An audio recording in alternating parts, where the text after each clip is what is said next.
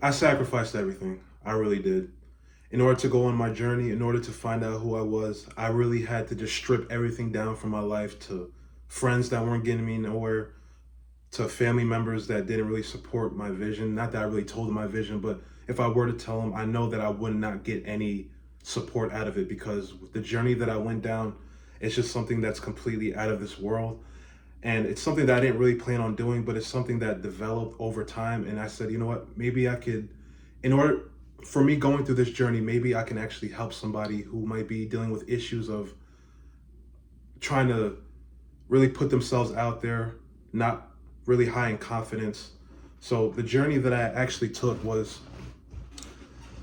all right, in order for me to get to the journey that I took, I have to give a little bit of backstory. So when I was 13 in 2007, for some reason, I saw a video on YouTube, and it was a video of the Fat Boys, which was an old school hip hop group from the mid 1980s. They started out in 1984 with their first album that was called Fat Boys, which is a self-titled album.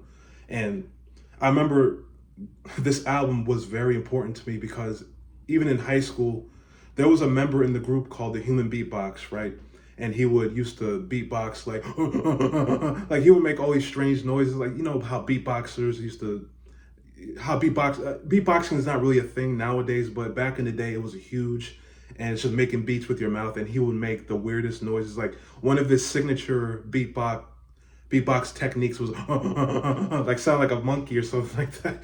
And this was something that I used to recreate in high school, and everybody loved it, right? So I was showing everybody the Fat Boys in high school, and they didn't really understand it because, mind you, this is 2007. We're 13 years old, and anything pre 2000s was looked at as like, oh, what are you, some type of dinosaur? Like I thought you was our age. Like you over here listening to like old music, like you're 50 years old. But it was just something about that music that just spoke to me. You know, something that was just completely out of the realm of what everybody else was listening to, and I just decided to embrace that because in this world nowadays, you need to have something unique about yourself, or else, in my opinion, you're not really going to make it far. So you need to have something you can hold on to and claim as your own. And my claim was liking old school music from the when we're talking about hip hop, I would say yeah, like the very early hip hop, like late 70s up until I'm mostly a fan of golden era hip hop, but I say from 1979 to 1990, 1999. I mean, there was stuff after 99 that was great, a lot of classics after that, but the cream of the crop era for me was 1984 through 1997. And those are the years which I claim to be the golden age of hip hop.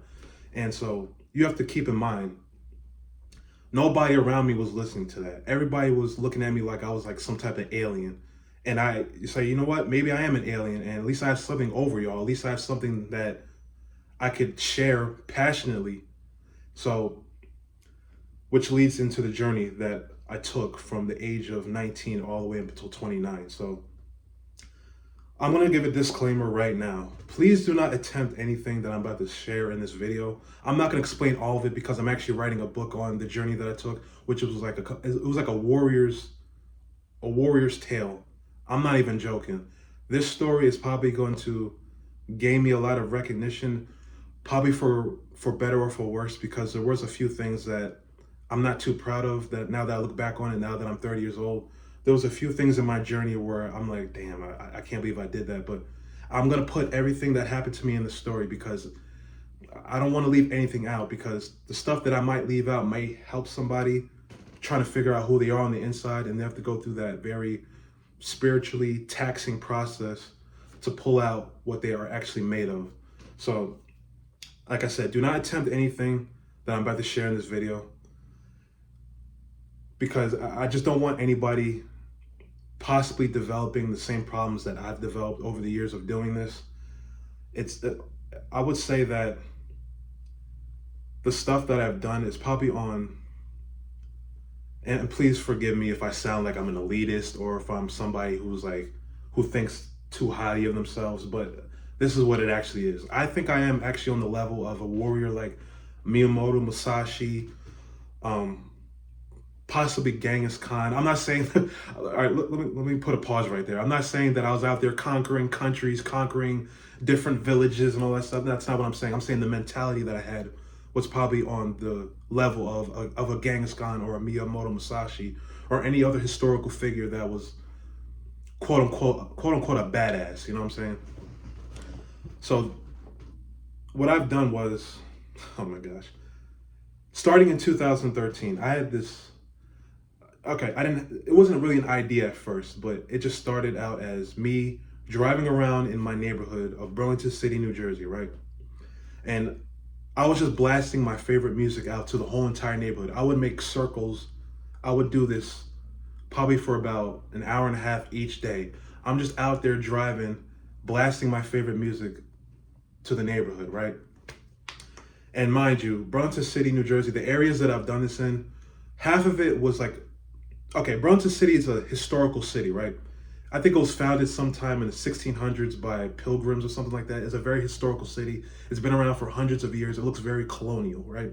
So there's like two sides to the city. There's the colonial side and the more modern inner city side, which is where most of the people live. That's where I did most of the journey at. But I was on the colonial side for a lot of it too. But the bulk of the issues that I went through, a bulk of the stuff that I got into was on the more modern inner city side. I would just say, I'll just say ghetto side, just to make it more simpler. Like, so I would just drive around all day just listening to my favorite music, and the music that would range from was like the early 1960 music, Motown, Smokey Robinson, Temptations, Four Tops. Who else was on Motown? Diana Ross and the Supremes, people like that, groups like that. I would listen to that all day. And mind you, most of the people that were listening to the stuff I was listening to, that I was putting out there, they were like teenagers, right? And they didn't really respond to it very well, right? But like I said, like I just wanted to share my music with the world, right? It wasn't all negative music. Like I did listen to a lot of gangster rap. I mean, they liked that, but it wasn't really the gangster rap that they were accustomed to. Like this was acts like Esham, the Unholy. Like Esham was an artist that was around. He was more popular in the 90s than he is now. He's still around now. He's like 48 years old. Like he's gotten up to, he's in his 50s now. I think he was born in 1973. So he's like 51, 52 years old right now. But back in the 90s, like he was a teenager basically, because he started putting out music in 1989 as a 16-year-old, right? And he would just talk about the shock jock type of things, like talking about the devil and kids growing up in an environment that they were raped by their father, like very real, gruesome, grim topics that you don't really hear from people nowadays. But back in the 90s, it was like anything goes. Back in everybody, they were talking about the most vile shit that you could think of. I'm thinking about two acts right now, like Brother Lynch Hung. He was talking about eating babies, and I guess it was the wild, wild west back in the 90s. What you got out, like drill rap, does not even come close to the stuff they were putting on the 90s. The 90s was crazy. Like there was no filter on anything. It was unhinged as fuck. Everybody was just out here talking about the most attention-grabbing topics they could ever think of, because that gained them more record sales. Think of like Eminem, like early Eminem, like he was talking about like killing his mother and his girlfriend and all that stuff.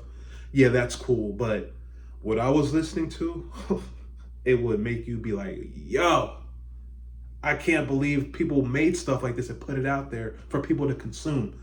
But that's beside the point. I mean, so I was listening to stuff like that. And that was a bulk of my music during 2016. Esham and Death Grips. If you know about Death Grips, they were like an industrial hip hop experimental group. They're not around anymore. I think their last album was in 2018, and I don't think they're gonna put out any more albums. But in 2016, that was the year that a lot of shit went down, and I'm gonna put that in the book. I'm not gonna explain it on here because I don't have time to explain it on this video, because it's There's so many intricacies that went into my journey, and the only way for me to effectively put that out there is with this book that I'm writing. It's right here. I'm writing right now. It's just a rough draft. Once I have the rough draft completed, I'm gonna start typing it up on a computer so it could be more, I'm just for the reason why I'm writing it in pen right now on a book is because in a notebook, it's because I want to have this written down with my own handwriting to start with, because I think it's that important of a story. Like, I want there to be a manuscript for this book where I sat down and took the time with my own hand and wrote it with a pen. So I want this to be written down other than just typed down, because when you type stuff down, it just cheapens the authenticity of it. But once I can't put it out like this. Like, I can't photocopy my pages from my notebook and put it out there as a book for people to read. So I'm gonna type it up eventually. But for the rough draft, I want it to be written out. So once I write this book out and once it's completed, listen, it's either, I know I'm gonna get a lot of backlash for it. I can already see it coming. People are gonna call me crazy. People are gonna call me insane. People are gonna call me like, yo, stay away from this person. But I strongly believe that it's gonna help people out that really want to put themselves out there, but they just don't have the strength or the courage to do it. So this book is partially a manual on how to just say, you know what, F the whole world. I'm gonna go out here and just do it. I don't care what anybody thinks. If people think that I'm crazy or a lunatic, it is what it is. So I just want to explain to people about, if you have a dream or if you want to accomplish something that is not conventional by any means, just go for it anyways. Because like I said, the world is heading into a place where you're going to have something over this AI that's getting way more advanced. You're going to you need to pull from every resource possible, even if it means just sacrificing everything to accomplish something, because the future is looking grim for a lot of people. If you have a regular 9 to 5 that robots may soon take over, like, you're finished out here. The only way you're gonna survive out here is probably with trades, or if you have a business, entrepreneurship, or if you have something very special that you want to share with the world that's just so over the top that it may garner a lot of attention, which may garner a lot of profit in the end. I'm not putting this out here for profit. I'm just putting out here because I need this book for me is like therapy. And the stuff that I've done from 2013 to 2023, it just needs to be put out there. I don't care what the reception is going to be. The backlash may come, or I might get a lot of praise. Like, it can go either way. What my projection is, I think 80% of it may be positive and the other 20% may be negative. But I just I can't sit on this. Like, it needs to be put out there because I see the future, and I don't want to be, I just don't want to be somebody who said, you know what, I wish I would have done this. I don't want to have any regrets. Regrets is probably one of the top 10 biggest pains that a human can experience, because I don't want the regret of being old, knowing that I don't have the energy anymore to do what I did when I was younger. I just don't want I don't want that regret. That regret, it just seems like hell to me. And this is something a lot of people don't think about. When you're on your deathbed, or when you can't do the things you used to do when you were younger, you don't want to look back and say, I wish I would have done this. That just sounds like complete hell to me. So I'm not about that life. I'm really not. I'm about the life of just completely putting myself out there, for better or for worse. It's all about taking risks. Risk is something that you need to take in order to advance your life. Without risk, there's no reward. So I'm taking this risk to hopefully get rewarded from it. Like I said, I sacrificed everything. I gave up friends. I gave up a lot of experiences. I gave up a lot of women. I gave up basically everything that everybody thinks that is normal. So I also gave up family, having a family. Well, I'm 30 years old. Like, I can always have a family later on in life, but I look at a lot of my peers, like, a lot of them have children right now. Some of them are married, not a lot of them, but a lot of them have actually moved on to, like, the family life. Like, they have bigger responsibilities. They're taking care of other people. Me, on the other hand, I went out and chose to be a warrior. I chose to went out and do this for 10 years straight. I lost everything. Nobody talked to me. Like, I was in Man, it's kind of painful to think about now that I think about it. But when I used to walk through Burlington City, because I didn't really, because the journey that I did, like I didn't really talk to people in my neighborhood anymore. Like I was off on my own. I was off in my own world basically. Like I was just looked at as a complete weirdo, to be honest with y'all. So when I was walking through Burlington City, like I used to get strange looks, like looks like this, like what is this motherfucker up to? Like this dude is, I've never seen anything like this in my life. I was that person. So this is my way of communicating to Burlington City and to the world what I was all about during this time. Because I spoke to nobody about what I did. Like I lied to a lot of people about what I was doing. I was like, yo, people thought, and the funniest thing is, people thought I was a detective.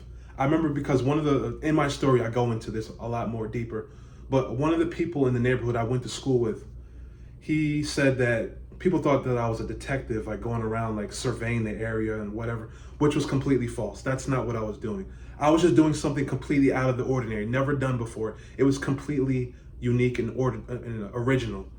And nothing about me like working for the government. I wasn't working for CIA. I wasn't an FBI agent. I wasn't working for another country trying to get intel on Burlington City of all places. I mean, it wasn't like New York City. It was some Burlington City is not like a major city. It's not like Chicago, LA, New York City, Houston. It's none of those cities. It was like a little small colonial city founded back in the 1600s that nobody really cared about. Yeah, it had a lot of rich history, but it wasn't history. But it wasn't history of a major city that a lot of people live in. Millions of people don't live in Burlington City, New Jersey.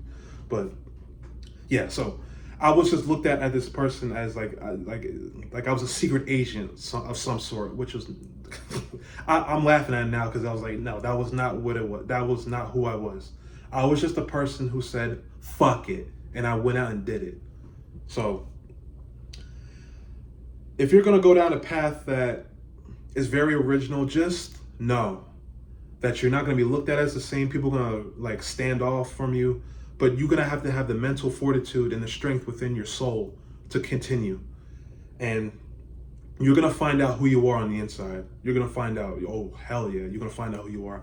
I know that I'm a warrior on the inside. I am a straight warrior. I'm in the category of those warriors from way back in the days of the Miyamoto Musashis and all the warriors that you used to hear about. Like it's almost myth. I would say that it's almost mythical what I've done because I know that nobody's ever gonna try to recreate what I've done. I've lost so much. Like excuse me, I even have gastritis right now because of what I've done. Like I've developed a lot of bad habits earlier on in my journey that I'm paying for right now that I'm trying to rectify. So like I said, I'm trying to be healthier nowadays.